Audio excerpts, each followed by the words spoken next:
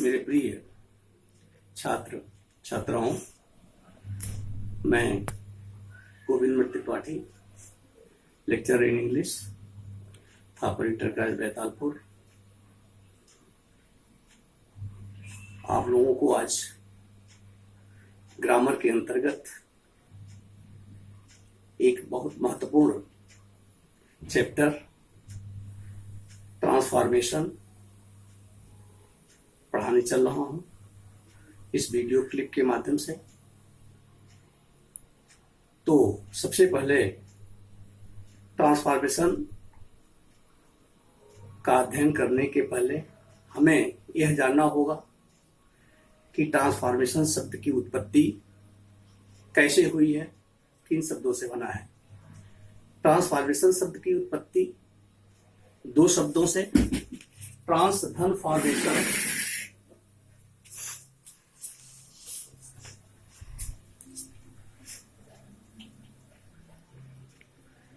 Trans धन formation से मिलकर हुई है। ट्रांस का अर्थ होता है बदलना, रूपांतर, टू चेंज, और फॉर्म से बना है फॉर्मेशन। फॉर्म का मतलब होता है स्वरूप, अर्थात किसी वाक्य के स्वरूप में विभिन्न व्याकरणीय विधाओं का प्रयोग करते हुए हम उसी वाक्य को समान रूप में चेंज करने की प्रक्रिया को ट्रांसफॉर्मेशन करते हैं। इसको अंग्रेजी में यूं कहेंगे, to change the form of a sentence without altering the basic form of the sentence is called transformation. In transformation active passive is very important chapter. Active passive पढ़ने के पहले हमें जानना होगा कि इसकी उत्पत्ति कैसे हुई है। तो एक्टिव पैसिव की उत्पत्ति सबसे पहले वॉयस का मतलब होता है, आम बोलचाल की भाषा में हम स्वर कहते हैं, लेकिन वॉयस को व्याकरण की भाषा में हम वाच्य कहते हैं। वाच्य से अभिप्राय क्रिया से है। यह क्रिया का रूप है जिससे यह ज्ञात होता है किसी अभिष्ट कार्य को कर्ता ने स्वयं किया है या उसके प्रति किया गया है। अर्थात आप कह सकते हैं कि वॉयस के दो रूप होते हैं। फर्स्ट होता है एक्टिव वॉयस,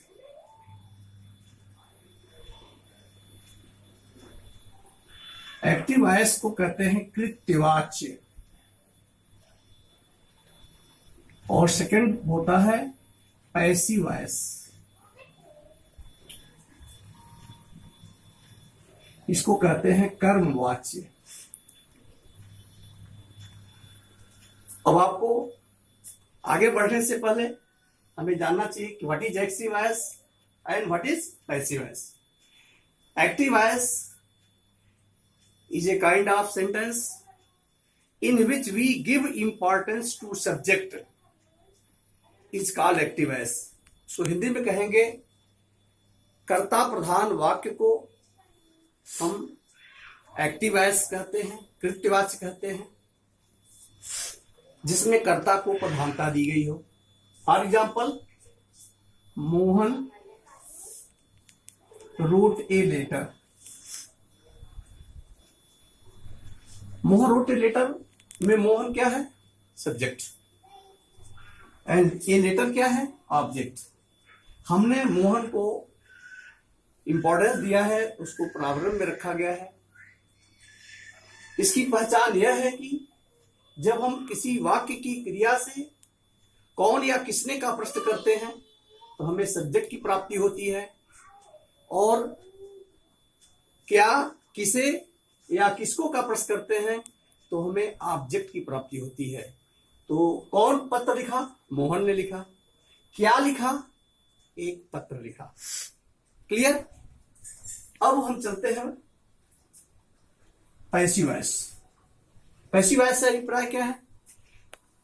पैसिव वॉइस अर्थात कर्मवाच्य ऐसे वाक्य को कहते हैं जिसमें हम कर्ता को प्रधानता न देकर उसके द्वारा किए गए कर्म को हम महत्व या प्रधानता प्रदान करते हैं, उसे हम पैसिव वॉइस कहते हैं।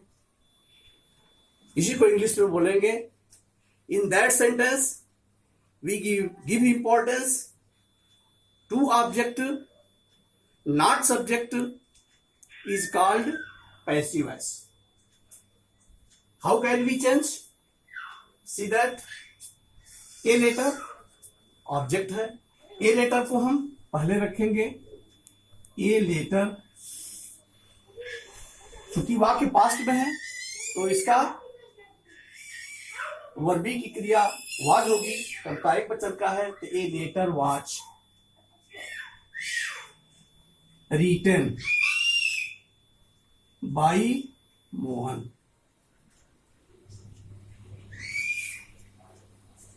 एक पत्र मोहन के द्वारा लिखा गया। हमने वही बात कही, मोहन ने, कोई व्यक्ति कहता है कि मोहन ने एक पत्र लिखा, हमने वही चीज कहा लेकिन हमने कहने का ढंग बदल दिया। हमने कहा कि नहीं नहीं, एक पत्र मोहन के द्वारा लिखा गया। इट मीन्स बेसिक जो सेंस है, मूल अर्थ है, उसमें कहीं परिवर्तन नहीं हुआ है, लेकिन हमारे कहने का ढंग बदल गया है। हम इसको आगे बढ़ने से पहले देयर आर 5 कॉमन रूल्स, इसके 5 कॉमन रूल्स है। अगर हम 5 कॉमन रूल्स याद कर लेंगे तो हमें पैसिव वॉइस बनाने में कभी कहीं असुविधा नहीं होगी, हमसे त्रुटियां शून्य के बराबर होंगी नहीं होंगी। तो you must know and you must learn always the common rules from active to passive. Note that common rules from active to passive.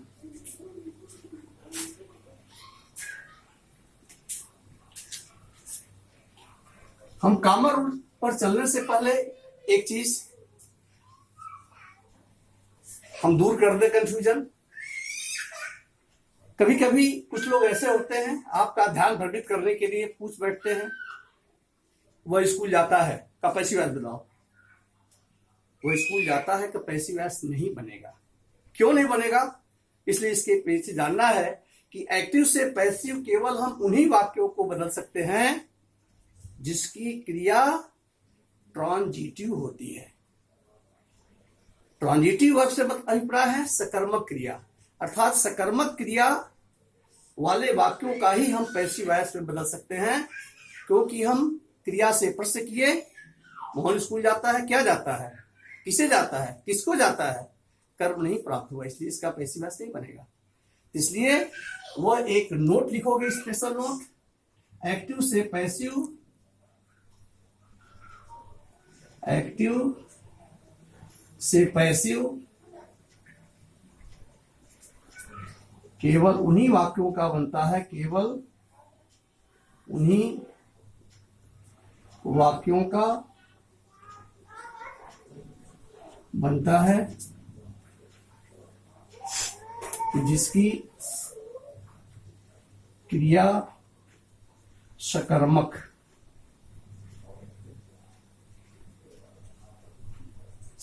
होती है। सकर्मक क्रिया का अर्थ होता है, मतलब होता है ट्रांजिटिव वर्ब।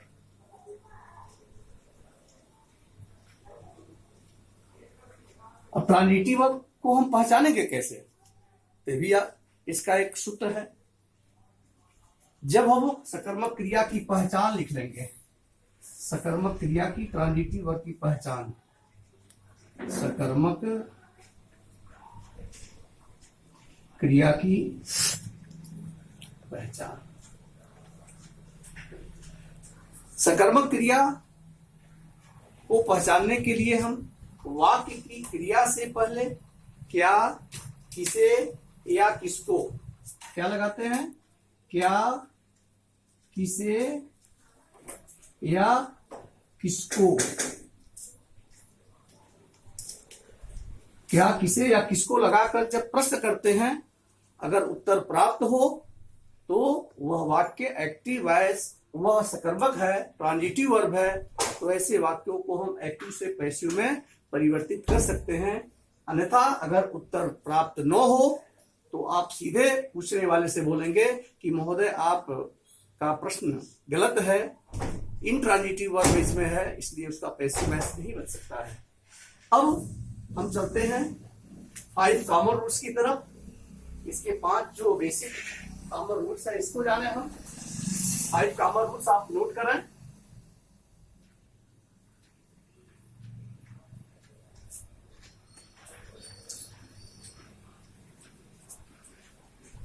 नंबर 1,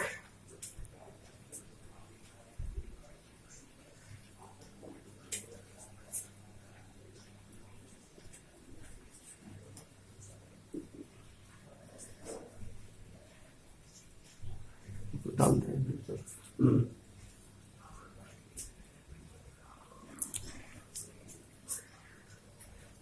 तो बंद कर दो, डाल दे सारी।